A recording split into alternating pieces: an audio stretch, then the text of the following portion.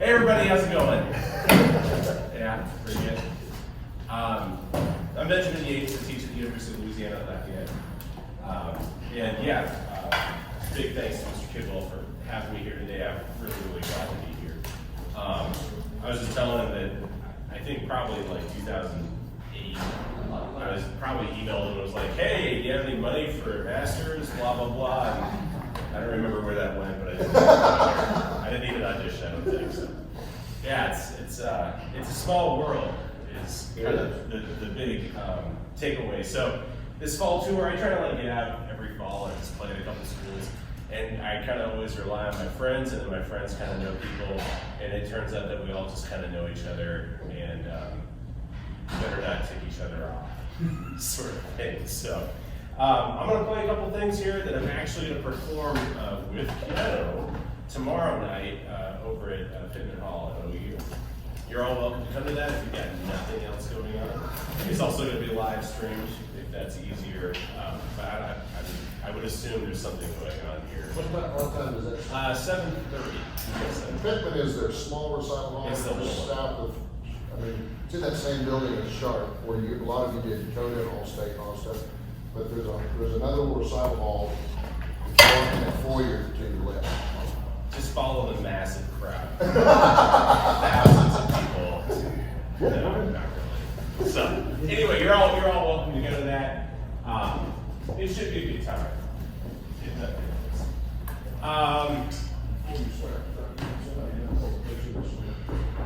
Okay, thanks. Yeah, that would have been, well, that wasn't fun.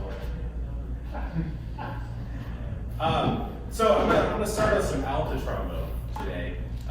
This is a movement from a concerto that I commissioned 2 years ago and finally premiered last spring. And now we've got a piano reduction for this. It's an interesting piece. Each movement focuses on 3 different landscapes in the state of Iowa. So I'm from Iowa, I should preface that. If you don't know anything about Iowa, that's okay. If you've driven through I-80 through the center of Iowa, that's the boring part. You made it. There's all these other things going on in Iowa. And so in Iowa, there's like, we talk a lot about corn, right? Now, where I live in Louisiana, people think I come from the potato state, or is that where Ohio is, that sort of thing. But no, it's Iowa, and there's corn there. Before the corn, though, there's a lot of prairie. And so this first movement of this thing is about tall grass prairie, which is a really distinct landscape, grasses that are taller than me. And it's just this idea that's really hard to imagine now that you're walking through this place and there's just these giant plants that you can't see through, you know? So that's the first movement. The second movement, which is what I'm gonna play, is about the Loess Hills of Iowa, which is this region in northwestern Iowa. And it's these hills that are made by this dust formation called loess. And I think there's lots of different things like sand dunes that exist in the US, and there's clay dunes. I don't know if you got any of that stuff in Oklahoma. I didn't study up on Oklahoma landscape. But these are called the Loess Hills, and the only other place that this specific kind of dust has collected and created hills like this is in northern China. So it's a pretty unique landform. And this space is also fairly unique because you're in this very flat part of Iowa, and then suddenly these hills just kind of come out of nothing and then disappear. It's only about like 24 square miles of these hills. So it's not like a massive space that they cover, but they're just these really big hills. And they're kind of ominous looking, especially kind of compared to the surrounding landscapes.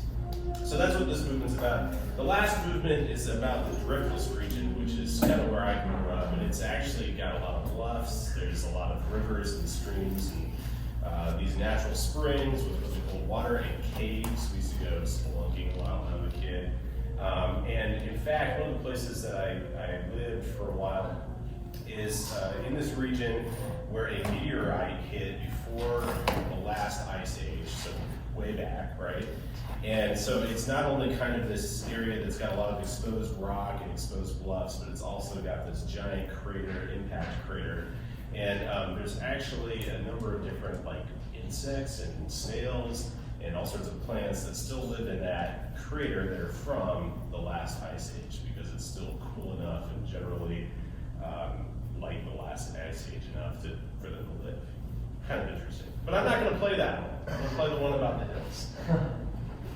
It's called Loess Hills. You're going to hear me skip around just a little bit because there's no accompaniment.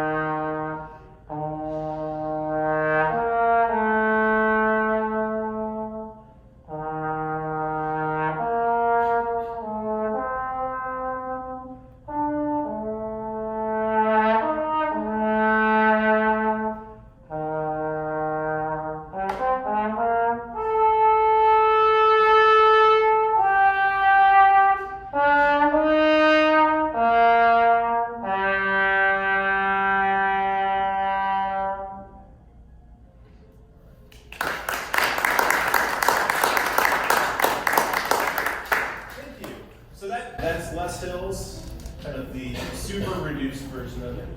I'm also just going to play one other tune. This is called Bayou Home. This is a song, a vocal piece by William Grant Still. William Grant Still was an African-American composer in the U.S. In the early part of the last century. And these tunes, there's a set of 3, I think there's actually like maybe 5 in total, that have been taken by a flute player and kind of reworked for instrumental performance. So we've taken out all the lyrics and we're trying to play as vocally as possible. Sound familiar? Probably, right? So this is kind of like our Bordonies, like our Roshi. This is stuff that Remington was talking about in Eastman, and I know your teacher talks about this, and we all talk about this a lot. So you've probably all sung in your lessons I have sung this many times, so I'm trying to sound it as local as possible. Like I mentioned, this is called Bayou Home. Does everybody know what a bayou is? Yeah, know what a bayou? Okay, so if you're not sure what a bayou is, let me tell you what it is, because now I finally know that I live in southern Louisiana. So a bayou is a river, okay? But it's got really low flow rate. Like often the bayous that I live around don't look like they're flowing at all because they're basically at sea level, okay? And they actually change their levels depending on the tides, depending on, things like hurricanes change the levels as well. And sometimes if the tide's coming in, a bayou can get salt water from the Gulf. And so we've got very unique plants and animals that live in the bayou that can only live with brackish water with kind of this mix of fresh water and salt water. When I play this, when I think of this, I'm thinking of being home on the bayou, which is really not my home. But when you live someplace for 7 years, you can start to say, I'm kind of excited to go home, right? And there's very specific things that we get from the bayou, lots of mosquitoes. There's lots of big snakes that I'm not quite sure what they do or what they're after today. So there's kind of that side of going home, but there's also this side of going home like, oysters on the half shell, great, this is going to be fantastic. Or crawfish, can I see crawfish? Yeah, crawfish boil. It's almost time, we're almost there, 4 months out. We're getting close, I'm getting excited, right? So this is the sort of thing when I kind of think of Bayou Home, this is kind of what maybe I'm excited for when I head back south. William Cranston. Dr. Yates, what kind of alto trombone were you hearing? That's a M&W Custom. So Matt Walker up in Wisconsin. Oh. Yeah. He's got a couple different versions. I can talk ad nauseum about this. But that's kind of his American style. So it's got 7 positions instead of kind of 6.5. Yeah.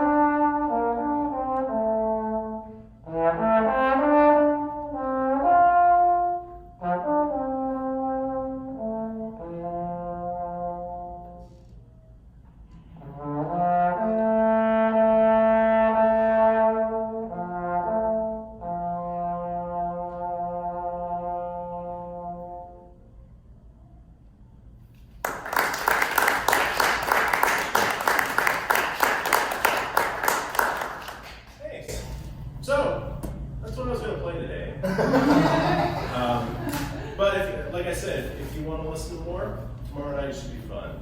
I'm going to be playing with Noah Strand, piano player from Oklahoma City. I don't know if any of you worked with Bergman.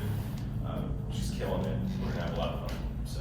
Are you playing, or most of the pieces you're playing more like these commission pieces that's become? Right, yes, cool. yes. That's So all. you It's do kind of new music. music. Yeah. Yeah, a lot of stuff for alto trombone. So That's cool. that was kind of the big focus over the pandemic was how do you play the alto trombone? Yeah. So I know we've got a couple students that are going to play. Yeah, so, Ben's already got his horn out. You wanna play the Brubeck horn? Sure. That'd be awesome. I want to make sure that I leave a little time for questions. Sure. I mean, if you got questions while we're going, make sure you Yes. let me know. What we'll do is, usually we can run up until 3, Okay. and then all the big bands start rolling in, so. Cool. But that'll give us time for, we can go kind of 2:50, and then the last 10 minutes, ask questions. Perfect. That's awesome. So Ben. Yeah. All right. Good to meet you on the stage. Yeah. So now you have to do this. Yeah. So you're playing the Brubeck. Yeah. Oh. Okay. Yeah, that's cool. Yeah, that's. You can stop me whenever you decide that you're trying I want to listen to you play some though. So this is the first movement of this concerto by Chris Brubeck. Everybody know who Chris Brubeck is, or you want to give a little background? I don't know very much about You it. don't know very much. Good. That's why I'm here. Chris Brubeck's a trombone player now. That's a simple answer. Anybody else know any jazz musicians with Brubeck? Yeah, Dave Brubeck. Yeah, related. Okay, this time they're related. Not just the same last name. They're related. So Chris is Dave's son. Let me know if I'm getting this wrong. It's been a while since I thought about this. Well, they came through Jazz in June a couple of years ago. Oh, did they? Yeah. The trio or? No, it was the quartet. Okay. And his brother, Danny, I think is the drummer. Yeah. Darius is the older brother, Yeah. who is named after Darius Mino. And because Dave Brubeck took lessons from Mino. And yeah, great quartet. Yeah. Really enjoyable stuff. And Do Chris is one of the nicest guys you'll meet. I think this is like the 2 times I've met him. Well, the second time when I reintroduced himself, he acted like he knew who I was, and he had no reason. And he's like, I am no one, and you could have just said, "Nice to meet you." But he's like, "Oh yeah, I remember you." I'm like, "Okay." He's a super nice dude. Was he playing trombone with the quartet? He was playing, basically, the majority of the time he was playing electric bass. Yeah, bass. He plays electric bass, and he's got an old bass trombone. Yeah. And he's been here a couple of times. Irv Wagner actually had him come in. They were playing in Enid, and then Irv had him come down to OU, and we did a little session with Norman Public Schools, which Melissa saw and was very influenced by. So, great people. Yeah. Just the nicest. Yeah, totally standout people, good people. Like if you write him, like if you want to email him and be like, "Hey, I'm playing your concerto," like he will write back, and he'll have something useful to say about it. Very cool. So I recommend checking it out. Or he's on social media too. Okay. I've had students do that before, and they've gotten really cool into acting. One of my students, he won a concerto competition with this movement, and wrote Chris just basically to say, "Hey, I love this," and I won this concerto competition. And Chris was like, "Cool, send me a recording." Oh wow. So he did, and then he sent back comments. That's so nice. Or useful. That's so neat. So good people. Again, it's a small world. Let's not tick each other off. Sure. Okay, so now that you're nice and cold, Yeah. why don't you play some of this for Let's do us? it. You can blow a couple notes first.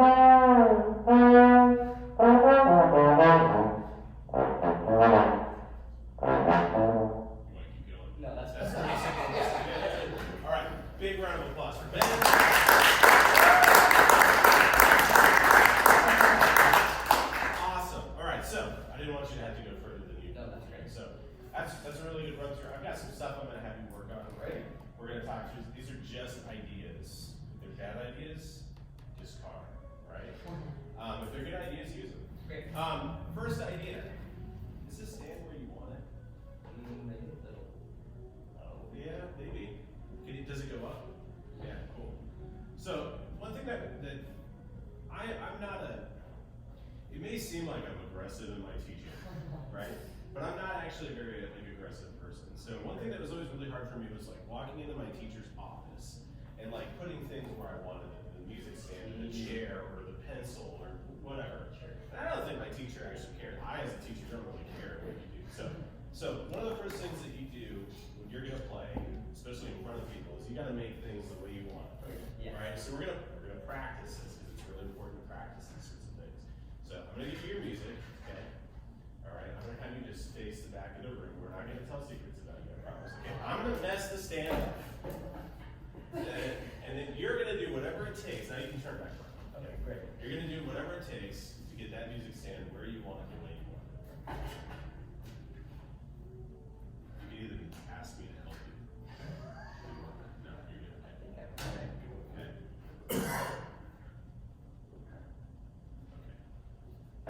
Yeah. Cool. You like that? Yeah. Okay, let's test it. Play just like the first phrase. Just, yeah, here to here.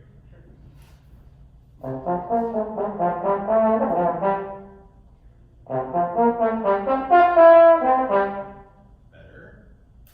I think that's already better. Okay. You're just like, Just more comfortable. for one thing, you're more comfortable because you've already played with your colleagues and all that stuff, right? But you're also just more comfortable. You're like, okay, I can see my music. I like how my trombone is facing them. All that stuff, right? And when we're uncomfortable, it's like, well, this is really hard, right? Yeah. So I don't wear a tie when I play the trombone because it's uncomfortable. I come off as kind of a slacker, but it's uncomfortable, so I'm not gonna do it, right? Sure. Cool. So I like that. Always put things where you want them. So what's gonna happen is maybe sometimes I'm gonna move things around, or I'm gonna be doing stuff over here. Do whatever. Take the time you need to feel comfortable. Great. Let's talk about the first phrase. Okay. He's got, okay, so and it looked like I was checking my email on my phone, but I was just looking on my screen. I promise I wasn't, responding to angry students. I was just passively listening. So, this first phrase, there's all these staccato markings. This is huge debate in the world right now. You know, some people have been really into politics. I just said I wouldn't bring in politics, but we're bringing politics. Some people are really into politics. But in the trombone world, what does staccato mean? Could be light or short or like a tongue release kind of. Tongue release. Yeah, okay. I really like the first answer he's light, Okay. right? It refers to note length. This is the way I think about this, but it refers to note length. Not so much the articulation of the note or the release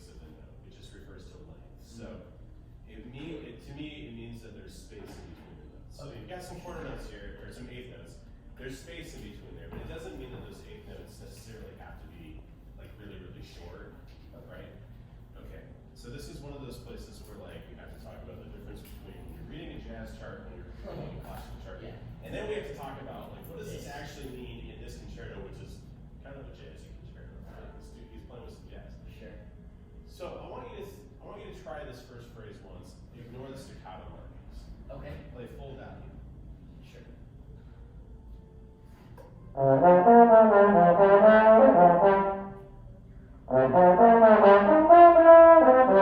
Cool. So that was like really long. Yeah, I mean it's like Bordeaux time all over. Yeah, sure. Okay, now let's put the staccato markings back in. This time I'm not going to have you use the trombone because the trombone, big chunk of metal in my way all the time. Yeah. I can't tell it what to do. It's just, it does its own thing. So I'm going to have you sing. Great. But I want you to sing it stylistically the way you want it to sound. Okay. Okay, sure. Bum bum bum bum bum bum bum da da da. Ba ba ba ba ba ba ba ba da da. That sounds really comfortable. I like it. Can you try doing that on the bass trombone? Sure. Yeah.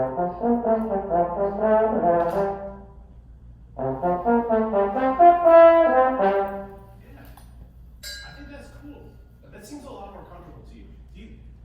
Does everybody else kind of hear the difference in that sound? It's kind of like it's a note length difference, but it's also a stylistic difference. And I think we got there just by kind of being a little bit more critical about what we're actually seeing on the page, and just wondering. I talk to my students about the C word, curiosity, right? Sure. There's also the D word, disappointed. We don't use that one very often. So I think sometimes when we look at a piece, when we look at some manuscript, we need to just be curious, like, what does he actually mean here? And we live in an age when we can just listen to recording. We can listen to a recording of Chris playing this and be like, oh, that's what it means. But I think beyond that, we have to ask ourselves the question, okay, what do I think this means? Or how can I take that a little bit further and make my own style out of this? So I think you can do that throughout all of this. He's doing a lot of different, like it's like every time you start playing a phrase, you're like, wait a minute, that's different than the last one, right? For sure. He's doing it on purpose, and it's really interesting. So I think that's one like really kind of cue that idea in your practice. Just ask yourself a bunch of questions. Sometimes it's hard to do internally, so I just do it out loud. I figure the practice room is my space. If somebody's going to listen in on my space when I'm practicing, that's their problem. So, there might be swears, there might be me asking funny questions, right? There might be me singing, which I haven't sung for you yet, but it's not great. But it's your space. Sure. To do what you have to do to ask yourself the things, to talk to yourself out loud sometimes, to really be curious and find the way you want to sound. Okay, I'll stop talking about the first phrase. Let's go to the next phrase. Okay, great. I'll tell you what I want you to do is I want you to start at A, and we're going to maybe get down to here-ish. Okay, great. Now, when you get to that entrance, I want you to take that dynamic level times 2. Okay. Just surprise your colleagues.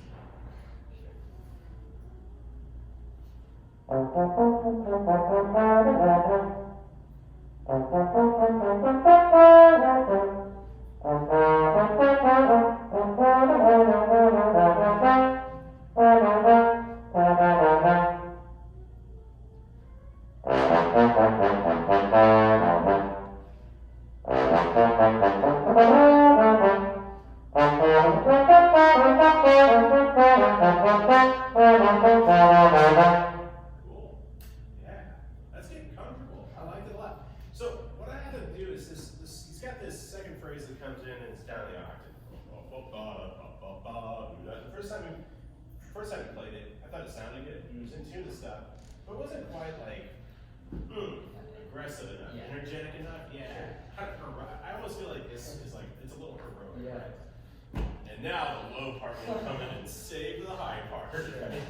And so I think it's okay if you think about this in terms of really technical details, like higher sounds will sound louder than lower sounds. So when we're playing in the second partial of the bass trombone, gotta let it rip a little bit, right?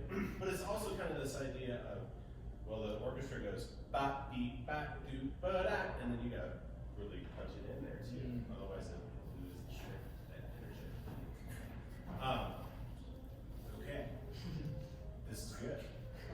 get pickier about a couple. No, this is good. Progress, yes.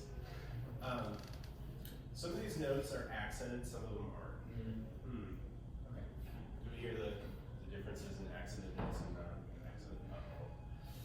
Okay, so we're in the practice room. We're just gonna pretend like the cinder block walls are up, Okay. right? Okay. How do I make those accents sound more like accents? How should I practice this? What's a way to do this? Oh, I have an idea. Okay, I'm just gonna go through. I'm gonna start right here. Okay, and I'm just going to play the accented notes. Okay. Every time there's a non-accented note, I'm not gonna play. Okay. Now Ben, this might be a little tricky. This is not a great place to start. If I was doing this master class at a job interview, this would be not a good idea. This is not a job interview, so I'm gonna go for it. Okay. Ba, ba, ba, ba, ba, ba, ba, ba. Okay. Yeah, sure. Yeah, try it, see what happens.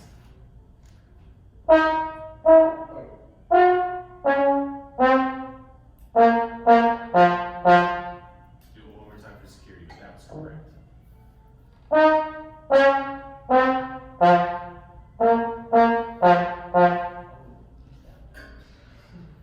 Yeah, let's do that one too. Yeah. One more time. Let's get the loop ones. Yeah. Ba, ba, ba, ba, ba, ba, ba. Now this time, those last four, I want you to crescendo in the last. Okay, sure. I think he has it, doesn't he? Nah, it doesn't really. Nah, crescendo in the last. Let's see if that works.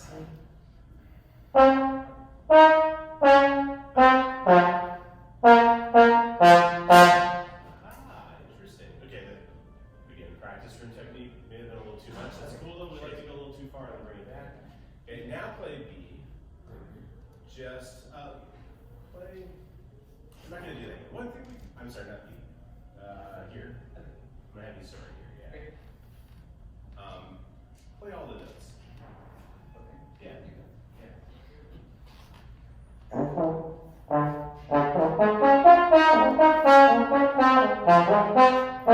Let's sing it once. 2, 3, 4.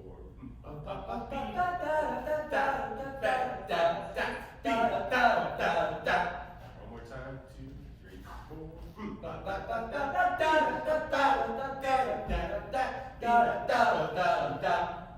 Okay. Cool. Yeah. We're getting some style work out here. Okay, this is good. Now play it like that. Okay. I had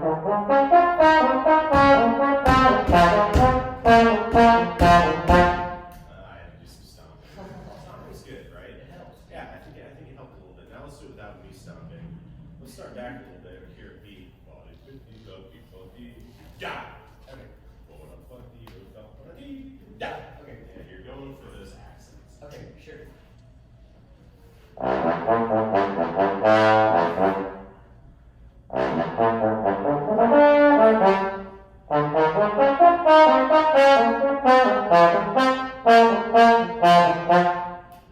It's getting there. Yeah. It's getting there. So what we're maybe doing is like we're not quite efficient with our accents sometimes, right? And so what you're gonna want to do is kind of experiment with like what can you really give the horn in that range Sure. to really let it ring into this thing. This is a great instrument, right? And one of the problems with having a great instrument I've found is that I can no longer say, oh, my horn sucks. Right? It's me. When I chip a note, it's me, right? So you can't blame it on the horn. But what we can do is we can figure out exactly what some of that efficiency is going to do. So I'm going to run out of time. Yeah, I have one other person. I'm going to try one thing real quick. Okay, go ahead. Okay. So when you go down to that C, I don't have my bass here, but when you go down to that C, you're on your second partial. It's double out. You're using your double out. Yeah. So I think one thing that's happening there is you're actually giving that C more gas than it needs. Okay. So I'm gonna have you just play your D in first position, and this is gonna sound funny, but I'll play on the F side. Okay. I'm gonna have you just list your way down by half step. So. Like really just gross. Yeah. Yeah, cool, do it again. Yeah, cool. Now go like down to a B, let it rumble like that. That's awesome. Yeah, I did that one more time. There it is,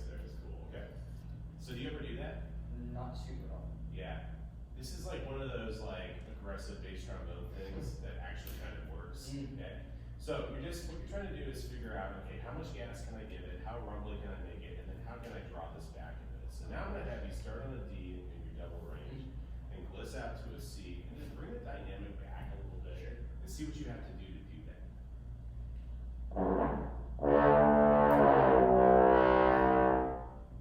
It didn't quite open up for you. Do it loud one more time. D to C, real loud. That's awesome. Bring the dynamic back, but keep the same sound. Yeah, you notice how there's like this little bump right as you get into the C? It's just, to me, we call this the mind gap. The mind's like, I don't think I can do this. And then your body's like, no, let's not do it then.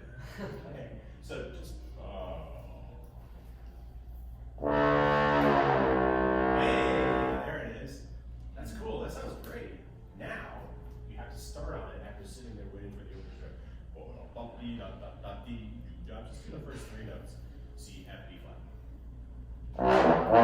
Yeah, one more time. Cool, now play the line.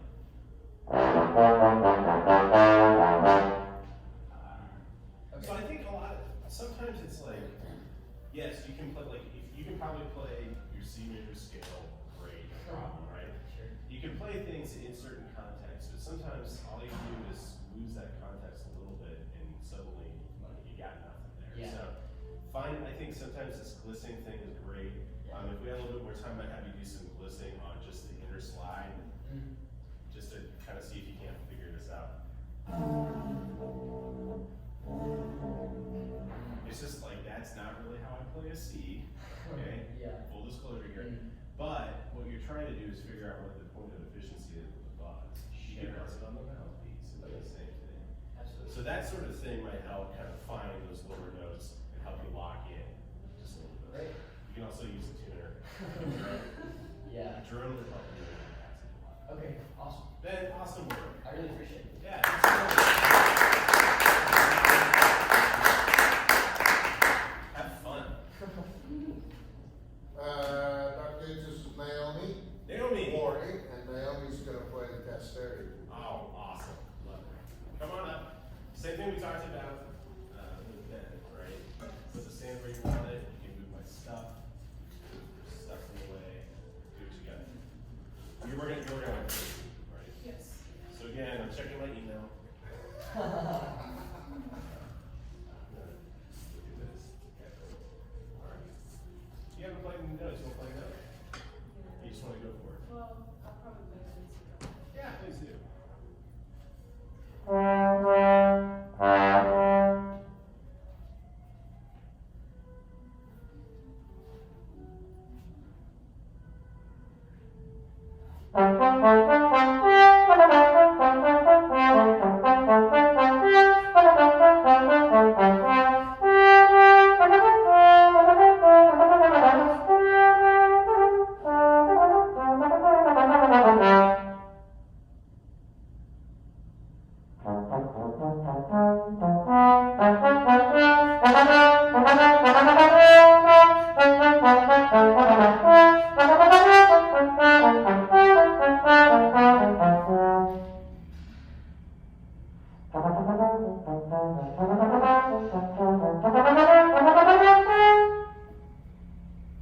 Let's stop it.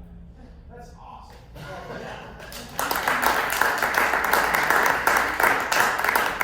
I got a couple of things, but I wanna just like throw this out there. Stylistically, that's awesome. Really beautiful playing. Congratulations on like figuring that out, right? Some days I'm still like, I don't know if I can play the French style. Okay. So sure, right? So cool. That's great.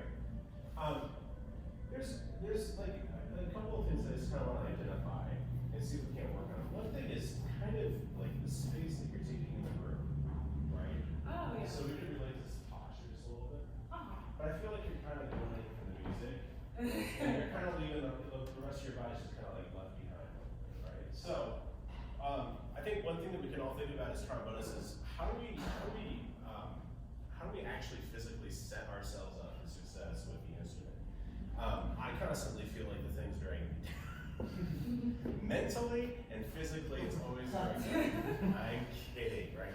But there is this, the fact of the matter is we're holding a piece of metal and it looks to me like it's just kind of bringing it down a little bit. Oh, So, okay. I don't necessarily think you need to stand higher, you need to change the placement of the stand. I just think you kind of need to open up a little bit, right? Yeah. So let's do a couple. Everybody, why don't you all stand up? Yeah. Let's just do a couple things here. The first thing we're going to do is we're just going to imagine that there's, some wire holding the top of our head and just bringing it up all the way to the top of the ceiling, right? So we're just going to try to elongate our spine. Yeah. Okay. So I just gained like 1.5 inches because I finally stood up straight, right? This is good. The other thing we're going to do is we're just going to open up our chest, our clavicle a little bit. So if you've got a trombone, you can set it down if you want, or if you feel comfortable holding it, that's cool. But we're just going to do some chest openers like this, okay? So I'm just like, yeah. Sometimes in my studio we call this bring it on. Because we go, bring it on, right? Bring it on, right? We're just stretching this out. We're stretching out our shoulders a little bit. Sometimes we do some big shoulder rolls, right? Yeah, sometimes we do some shoulder rolls the other way. This is good. Sometimes we do some twisting at this point. We try not to get too into yoga because then they have to watch me do yoga. The suits it's called, right? So, but we just do some light stretching, right? All right, you're ready to talk. This is going to help you take up the space that you need in order to play the trombone. You can all sit down now. I'll let you know when it's time to do more stretching. Feels good, doesn't it? Like, yeah. When I do that, I'm always like, oh, this feels good. I should do this more. Okay. Let's hear just like the first phrase with this in mind. I'm gonna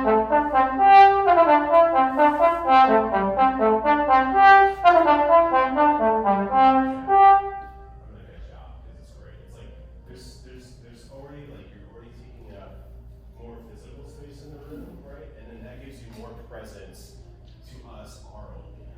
So it's not like your sound was bad before or something, right? It's just we're getting more of that sound that we want, which is cool, right?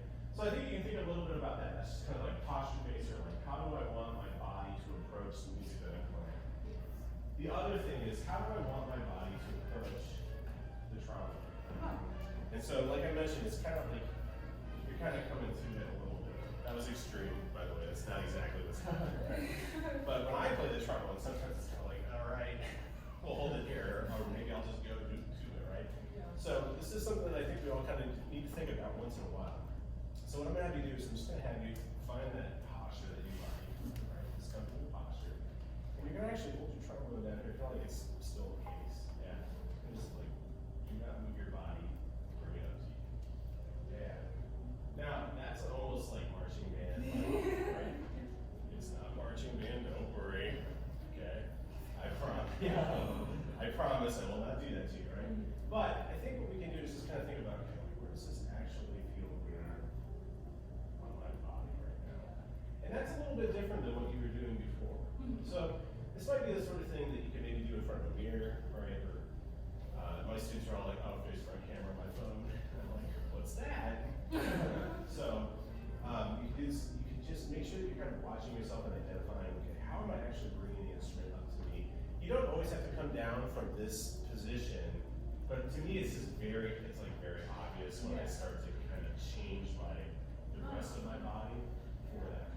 Try it once, and again, let's go do this little entrance here.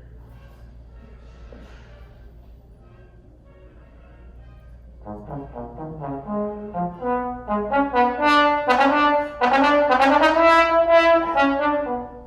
love this section. This is such a cool place, right? You're doing all this stuff, and then he's like, okay, the piano's gonna play a little bit, and you're like, I'm gonna come in, it's the final low note, it's gonna be soft, right? I'm still playing with this nice light style, and then I frag the A flat. Okay. So one thing to watch out for there is it's got to still have that energy, so you just right in there. You're doing it. I love it. My question for you is, can you do it without your slide on? Let's try. So I kind of hinted So at like this. playing the A flat? So can you play that A flat on just the other slide? Nice. Cool. That's really good. Can you play that line?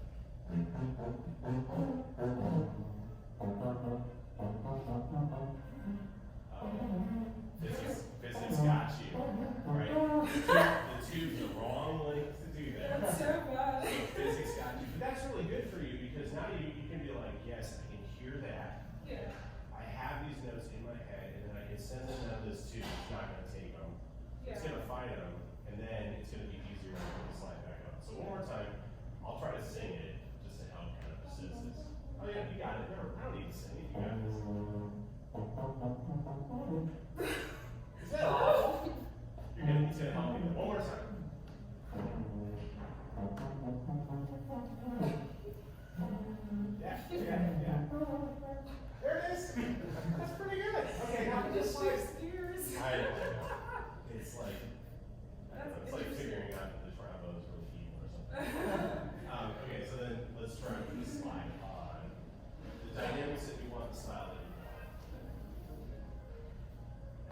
I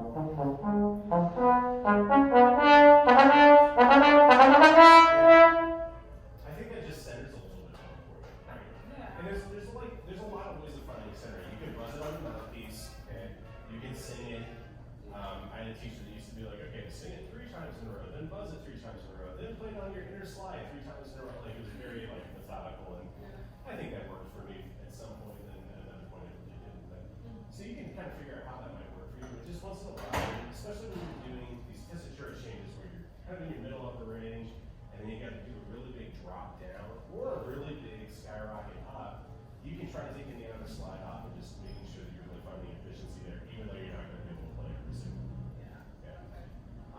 That'll help. And then it's just making, part of what we're doing is we're making sure that the air column is really there, and that the air column is lining up with that resistance from the chops, right? So it's kind of this idea that I can lean against the chair and not push the chair over and not fall over myself, or I can like push the chair and then I'm leaning too hard, or like I cannot lean enough and then I fall over this.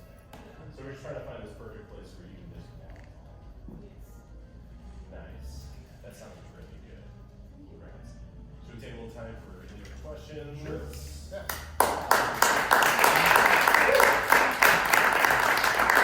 I ran out of time. It's okay. You want to talk more about it? Play more afterwards. I got a question about the alto trombone. It's an M&W custom. Matthew Walker makes those. He used to work for Greenhoe. He used to play with the Sydney Opera way back when. He's a super nice guy.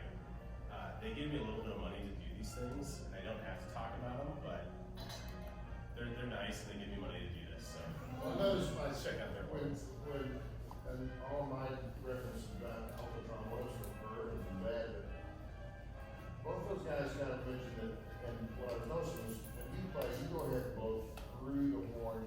It sounds like to me that you play it as if you were playing a small tenor or something like that. You're blowing through the horn. Both those guys always told me that they wanted to feel like they were just blowing into the horn rather than blowing through the horn. Is there a reason that you choose to do that? I would say, like if I'm playing Beethoven, yeah, I'm blowing into the horn and not through it. So typically as a soloist, is when you think of projecting. Yeah, I think I'm projecting and going through, especially on that piece. I mean, it's low.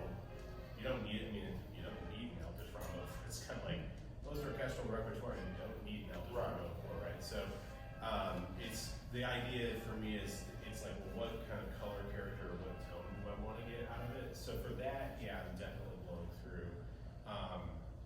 For some of the others, like I'm gonna play this little word in Sabatina on this recital also. I'm kind of approaching it similarly, especially for kind of the darker movements. I kind of trying to get that blow through kind of color. It's maybe a little grittier, less light.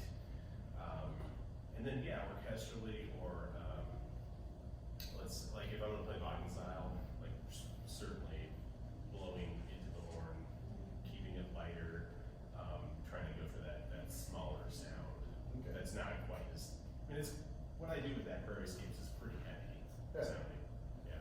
Well, like you said, that the piece you're playing about the landscape thing is down in the lower register anyway, so alto trombone being that in that neck of the woods is just, man, it's tough. I mean, it's tough to get the sound way you want it to, pitch gets wonky. And Yes. you feel like that horn pitch-wise is in tune with itself all through your registers and all that? You're not having to adjust a lot? I mean, I have to do all my typical adjustment, 6/7 partial or kind of typical adjustment points. But I mean, you're kind of adjusting based on a tenor trombone approach. Yeah. Because we have an Edwards that is a piece of trash. I mean, it's beautiful looking horn, and it sounds like an alto trombone, but it does not play in tune with itself. Yeah. Every note you play is an adjustment. Yeah, I've played on horns like that. This one's, I like this one. Good. I'm happy with it.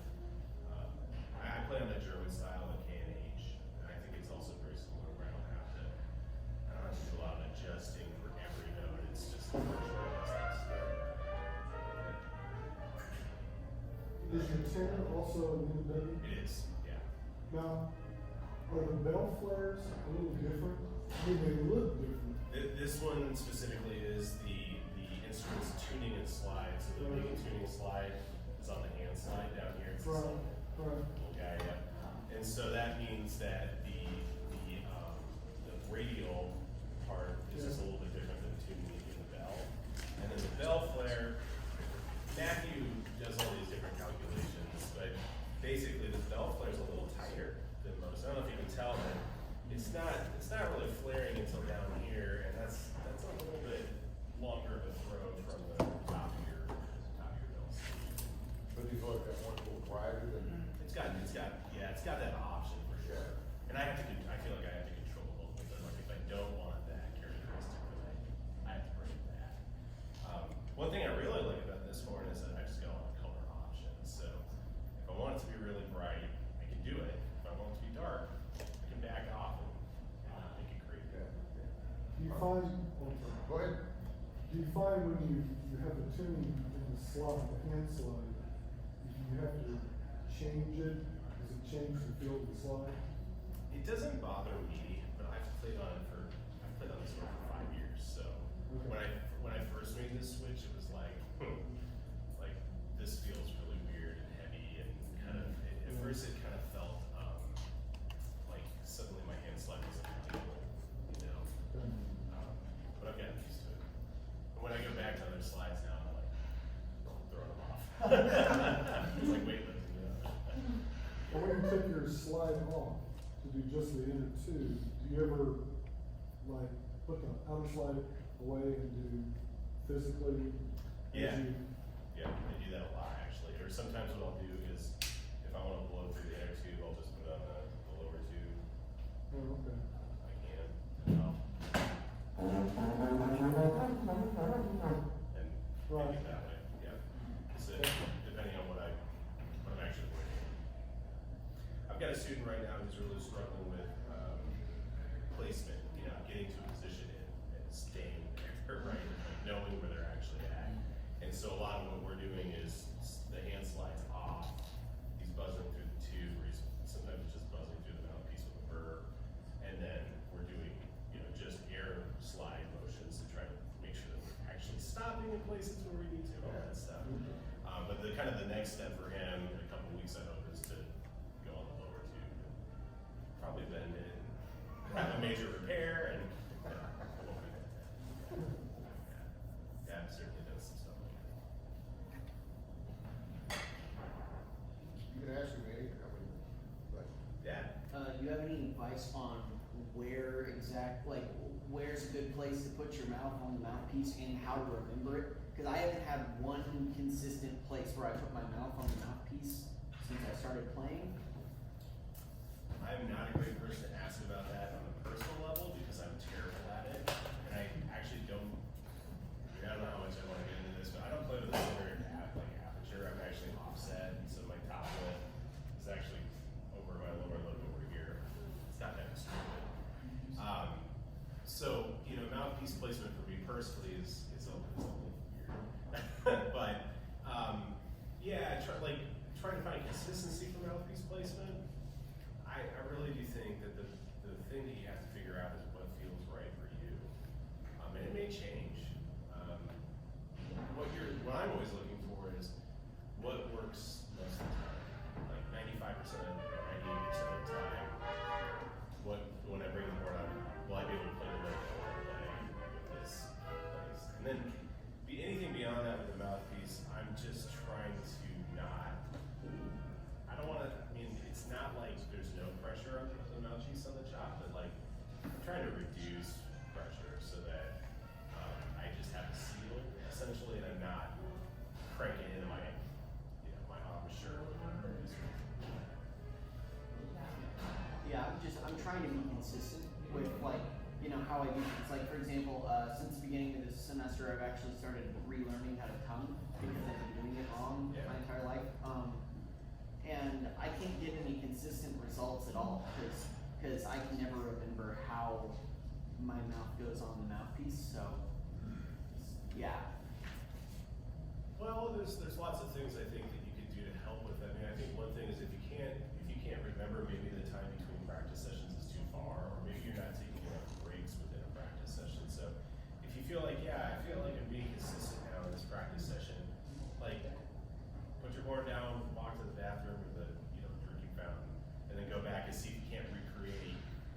that 2-minute break, you know, what you were just doing. Sometimes what we're trying to ask ourselves to do is like, okay, I've got this great practice session, I feel really good about it. I'll come back tomorrow and see how it's going. And sometimes that's too long. You know, I don't know exactly what you're doing, but maybe try to make those smaller time between checks of the placement to help with that.